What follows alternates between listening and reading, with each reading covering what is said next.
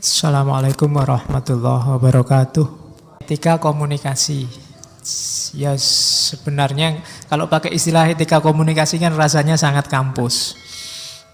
Kalau pakai istilah pondok mungkin jadi akhlak muamalah. Nah, sebenarnya akhlak itu ya hubungannya sama orang lain kan, dan itu pasti sifatnya komunikatif. Oke, bismillah. Kita awali etika komunikasi dengan mbahnya filosof Aristoteles. Kenapa komunikasi itu butuh etik? Jadi Aristoteles ini punya teori, mungkin orang pertama yang berteori tentang retorika. Cara ngomong yang menarik, cara ngomong yang bisa tepat guna. Sebenarnya ini ilmu langka, jarang orang yang mau mendalami. Mungkin kalian ada yang tertarik, belajarlah retorika. Hari ini banyak orang ingin menang kalau ngomong, ingin menang kalau debat, tapi tidak ngerti retorika. Akhirnya kemenangannya sia-sia. Sudah capek-capek gegeran, debat, menang, tapi musuhnya yang kalah tidak mau ikut pandangannya, tetap dia ngeyel dengan pandangannya sendiri. Kenapa? Karena kebenarannya tidak masuk ke lawan bicara. Kalau versinya Aristoteles itu retorikanya keliru.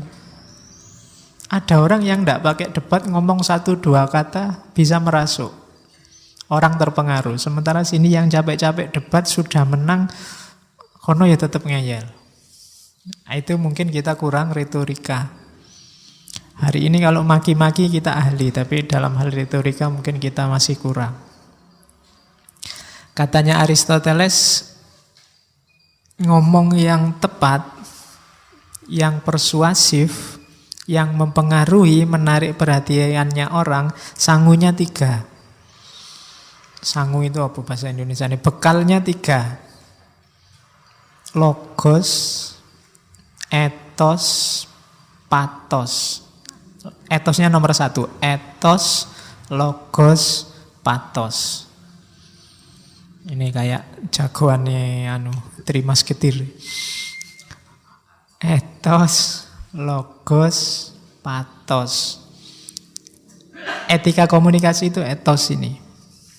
Etos itu orangnya secara moral harus berkualitas. Bisa dipercaya. Kenapa tadi kamu debat ngomong menang, musuhmu tidak mau ikut kamu? Jangan-jangan dia masih curiga, wong kamu itu orangnya tidak bisa dipercaya. Kalau ngomong mencela-mencele, kemarin bilang apa, sekarang bilang apa?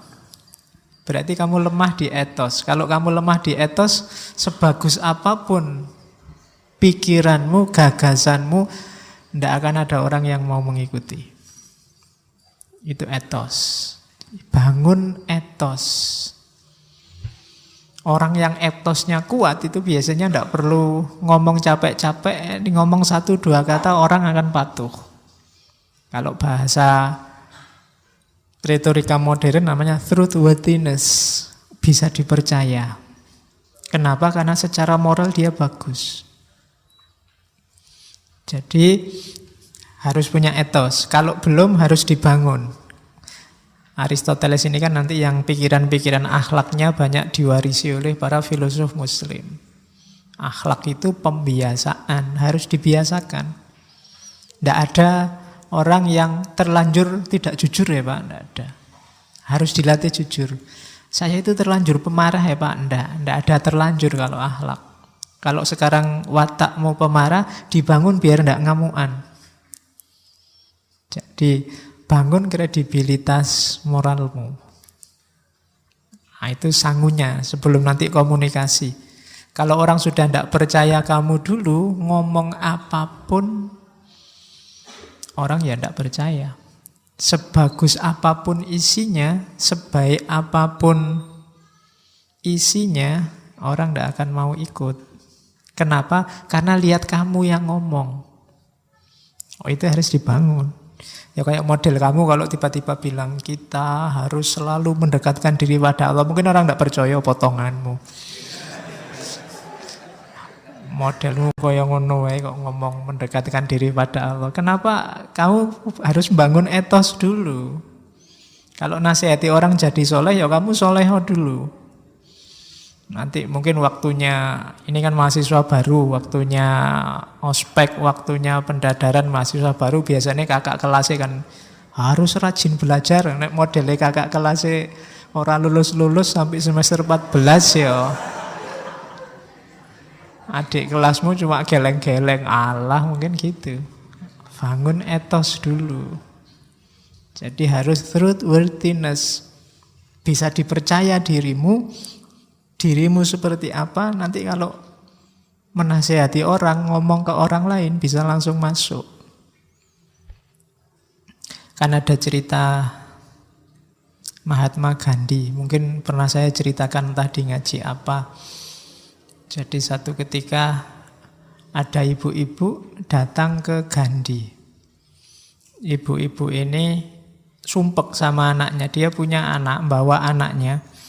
Anaknya ini punya penyakit, tidak boleh makan garam.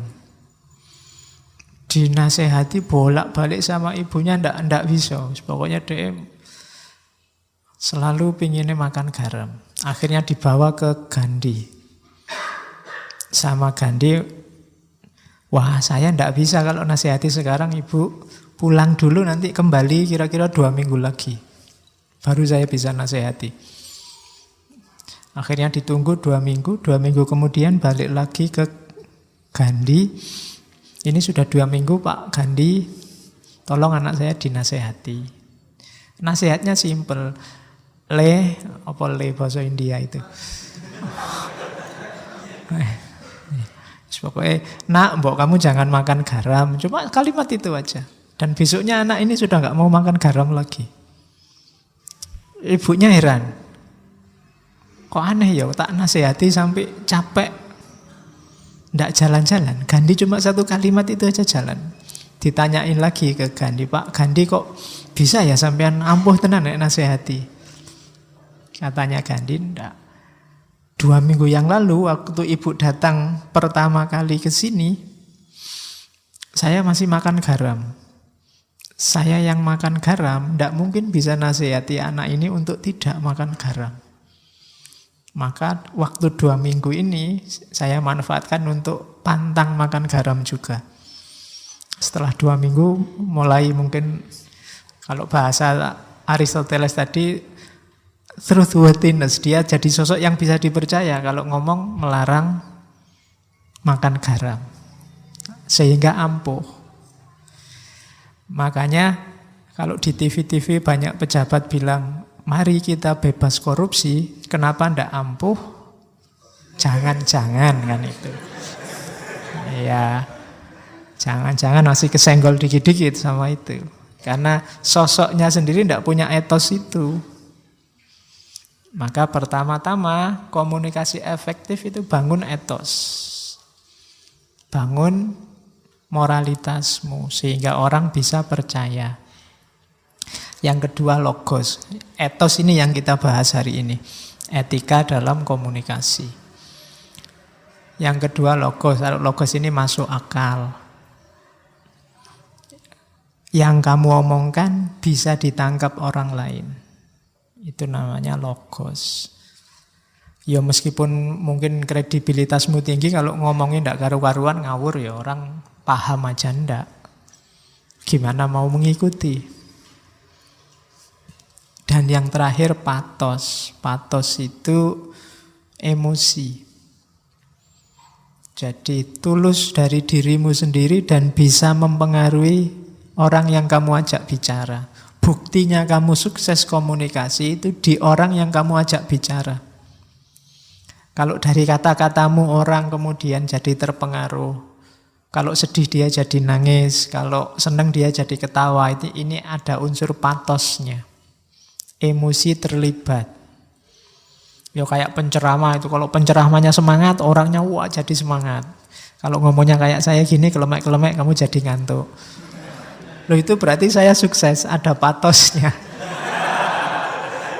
Jadi ada emosi terlibat.